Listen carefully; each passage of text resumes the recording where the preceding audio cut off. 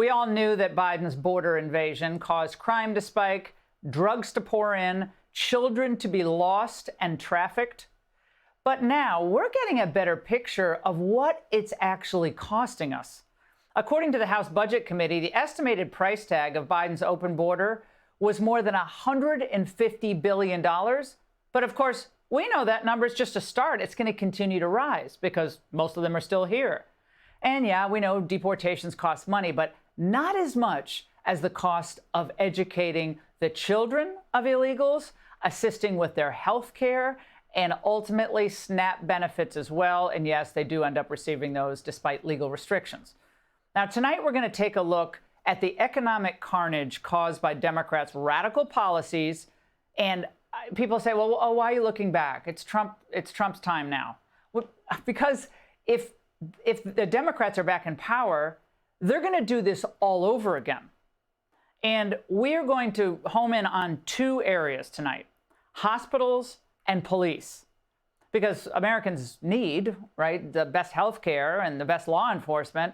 And because of the undocumented Democrats that flooded into America, we're now at risk on both fronts. Now, let's start with hospitals.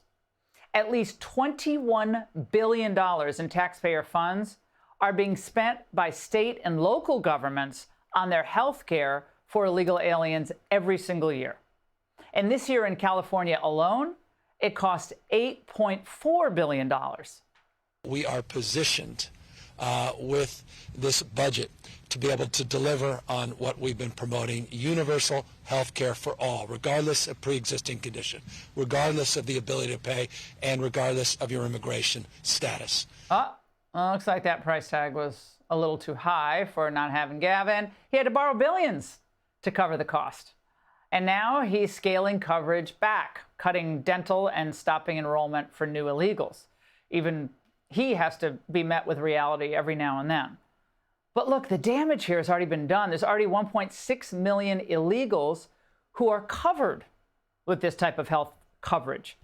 And now an added cost: ambulance prices may be soaring. 382%, they're estimating. According to data collected by the California Department of Health Care, since 2022, the cost of taxpayer-funded ambulances has risen from $339 per transport to $1,168 per transport in 2024. No, but, well, illegals need the best of the best, though, right? Well, now on to law enforcement, the people who protect us. There have been staffing shortages across the board for years, but in the Biden crush of migrants, the 15 million that were allowed to pour in, this has gotten much worse. In Minnesota, a state reeling from that billion-dollar Somali fraud scheme, police are hitting a breaking point. The president of the St. Paul Police Federation is warning that the state is on pace to lose another 2,000 to 2,500 officers over the next few years, and that the fraud losses have worsened the pressure.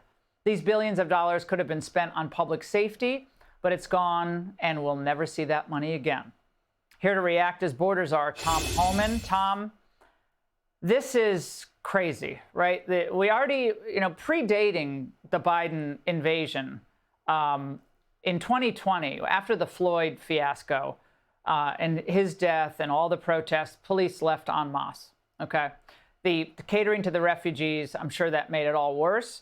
But on this cost of illegal immigration, I think the $150 billion price tag that the House put on it is way low. Do you agree with me? Well, absolutely, because the billions of dollars you talked about on, the health benefits is one thing, but we're not even talking about the cost of emergency room visit and hospital visits. That's not even in the calculation.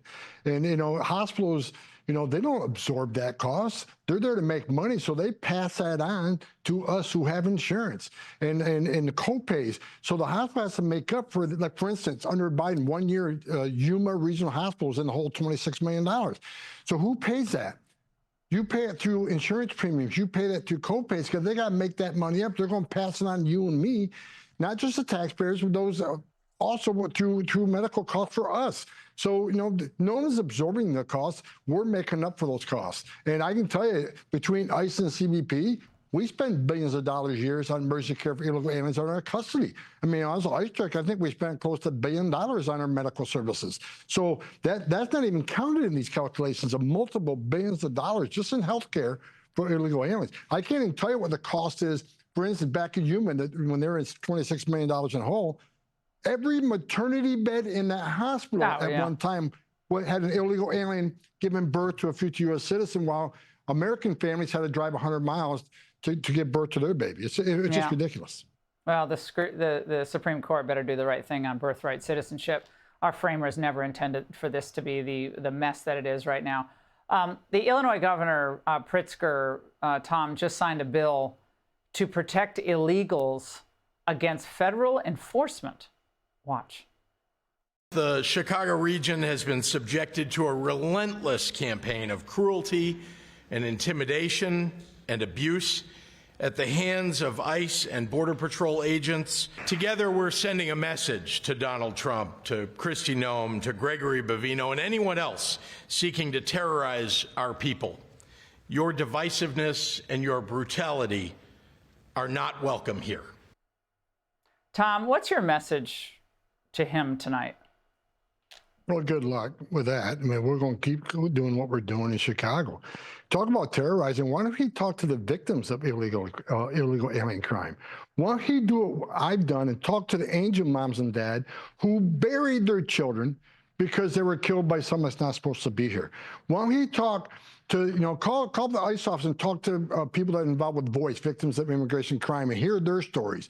They're the ones that are terrorized. ICE is making Chicago safer. ICE is making the state of Illinois safer. Bottom line is, look at the criminals we're arresting. And that makes that state and that city safer. So you can pass all the policies and local ordinances you want. Federal law always trumps local and state law. We're going to continue doing what we're doing. And as we bring on the 10,000 more agents, we're going to continue to flood the zones in sanctuary cities to include Chicago. You're not stopping us. We're going to keep doing what we're doing. Tom, as always, great to see you, my friend. Thank you so much. Hey, Sean Hannity here. Hey, click here to subscribe to Fox News YouTube page and catch our hottest interviews and most compelling analysis. You will not get it anywhere else.